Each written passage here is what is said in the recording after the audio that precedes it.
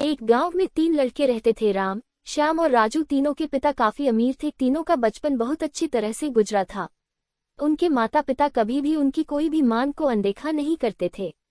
राम के पिता सरपंच थे, श्याम के पिता एक कारोबारी थे और राजू के पिता एक किसान जमींदार थे।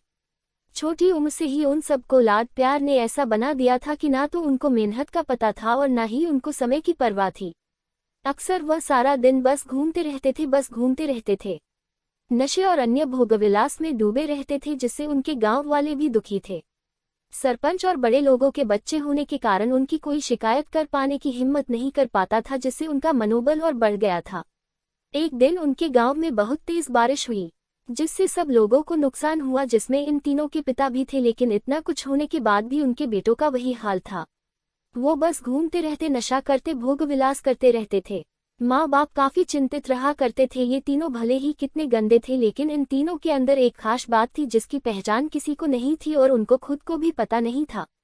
राम एक बहुत अच्छा नेता प्रतिपक्ष था, क्योंकि अपने पिता के पास रहते हुए उसको इसका काफी ज्ञान हो गया था, क्योंकि उसके पिता सरपंच थे। श्याम भी इस तरह से बिजनेस की समझ रखता था, क्योंकि उसके पिता एक कारोबारी थे, और राजू खेती का काम जानता था, क्योंकि उसके पिता जमींदार थे। पर अपनी गलत कामों की वजह से उन सब ने अपने इन टैलेंट पर ध्यान ही नहीं दिया, जो कि उनकी सबसे बड़ी कमजोरी थी। इस तरह से इनकी बदमाशियों को देखकर इनके पिता ने उन्हें सीख देने को सोची। तीनों पिताओं ने आपस में बात करी और उसका एक हल निकाला। तीनों पिताओं ने अपना अपना काम अपने अपने बेटों को सौंप दिए, जिससे उनको समय की कदर का पता लग सके। तीनों के पिता ने एक वसीयत बनाई, जिसमें ये लिखा था कि 1 वर्ष के अंदर इन तीनों को 10 लाख रुपए कमा कर देने होंगे, जो बिना किसी गलत काम करके कमाए गए हो, और तीनों को अलग अलग स्थान पर रहना था। इन तीनों को 5-5 लाख रुपए भी दिए गए, ताकि उनको अपना काम स्टार्ट करने में दिक्कत ना हो। पहले तो सब खुश हो गए कि हम आज़ाद हो गए, हमको पैसे मिल गए, और ऐसा सोच करके इन्होंने फिर से काफ़ी समय मौज मस्ती करने में लगा दिया। इस तरह से 6 महीने बीत गए और इनका काफ़ी सारा नुकसान भी हुआ। फिर एक दिन अचानक उनको एहसास हुआ कि अगर हम शर्त हार गए तो हम अपनी अपनी जायदाद खो बैठेंगे। धीरे धीरे उनकी चिंता बढ़ने लगी। एक दिन वो इसी उधेड़ धुन में एक पार्क में बैठे थे और कुछ डिस्कस कर रहे थे कि उनको एक छोटी सी लड़की मिली। वो फूल बेच रही थी और साथ में पढ़ भी रही थी। तीनों लोग उस लड़की के पास में गए। तभी राम ने लड़की से बोला, बेटी आपकी उम्र क्या है? तो लड़की ने जवाब दिया कि मैं 12 साल की हूँ। अंकल, इतना सुनते ही राम ने आचार्य से पूछा कि आप इतने छोटे होकर के खेल नहीं रहे हो? इस पर लड़की ने जवाब दिया कि मेरे पापा अब इस दुनिया में नहीं है और माता बीमार रहती है, इसलिए मैं ये काम करती हूँ।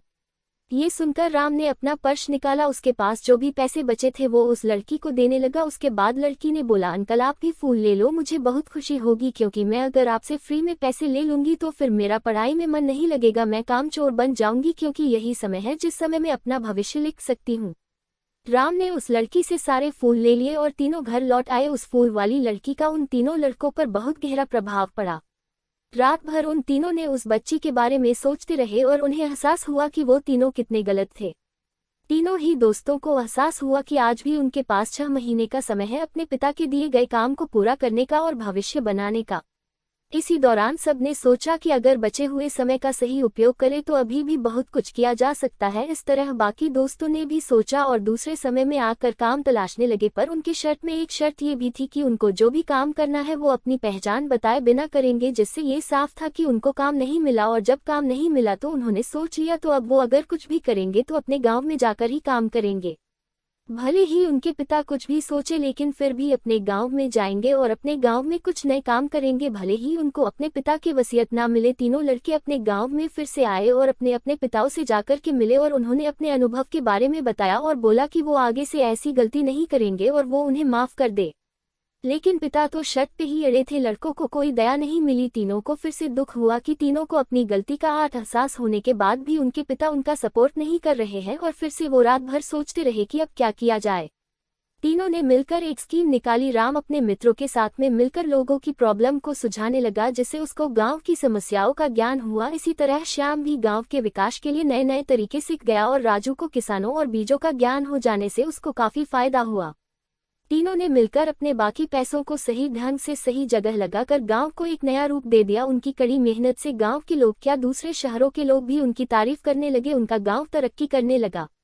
नई तकनीकों के कारण हर वर्ग के लोगों से उनका जुड़ाव होने लगा और एक समय आने के बाद उनके पिताओं ने भी उनको माफ कर दिया।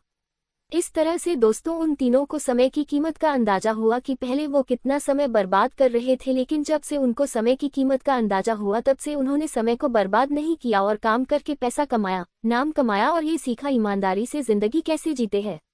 दोस्तों कुल मिलाकर कहने का मतलब यही है कि आप सभी समय को बर्बाद ना करें। अगर ये समय आपके हाथ से निकल गया तो कुछ नहीं कर सकते हैं, और हाँ, समय के पास इतना समय नहीं है कि वो आपको दोबारा समय दे।